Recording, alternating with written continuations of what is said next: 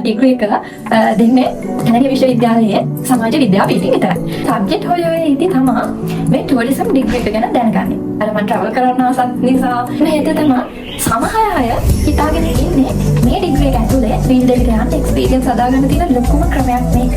එම්බාලට මගේ tourism degree එක ගැන අයිඩියා එකක් ඇති.